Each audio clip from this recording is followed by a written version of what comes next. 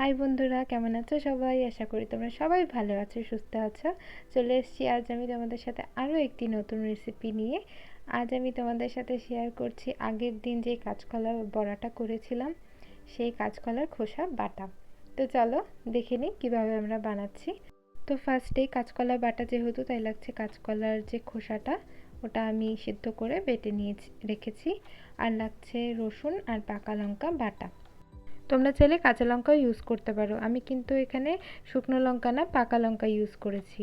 তো আমি কড়াইতে তেলটা বসিয়ে দিয়ে ওই রসুন আর পাকা লঙ্কা বাটার মধ্যে পরিমাণ মতো নুন, হলুদ আর চিনিটা দিয়ে নিলাম।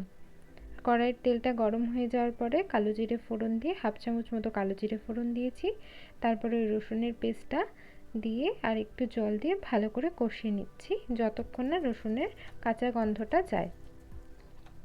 রসুনটা ভাজা হলে তোমরা বুঝতেই পারবে, তেল ছেড়ে আসবে। ওই পর্যায়ে আমরা কাঁচকলার খোসা বাটাটা দিয়ে ওর সাথে ভালো করে মিশিয়ে নেব। আর দিয়ে দেব অল্প একটু সামান্য জল দিয়ে ভালো করে কষতে হবে। এই রান্নাটা খুবই ইজি একটা রান্না, এটা থাকলে ভাতের সাথে আর কিছুই লাগবে না। একটা অনেক ইজি রেসিপি, আর কম উপকরণেই হয়ে যায়। তোমরা বাড়িতে অবশ্যই ট্রাই করে একদিন জানিও, আর তোমরা আগে কখনো খেয়েছো কিনা সেটাও জানিও আমাকে। তো আমাদের কাঁচকলার খোসা বাটা রেডি। যখন কড়াই থেকে ছেড়ে ছেড়ে আসবে, একটু লাল লাল হয়ে গেলেই আমাদের নামিয়ে নিলে রেডি হয়ে যাবে। তো দেখতেই পাচ্ছ। তোমাদের কেমন লাগলো অবশ্যই জানিও। আমার পাশে থেকে টাটা, বাই বাই।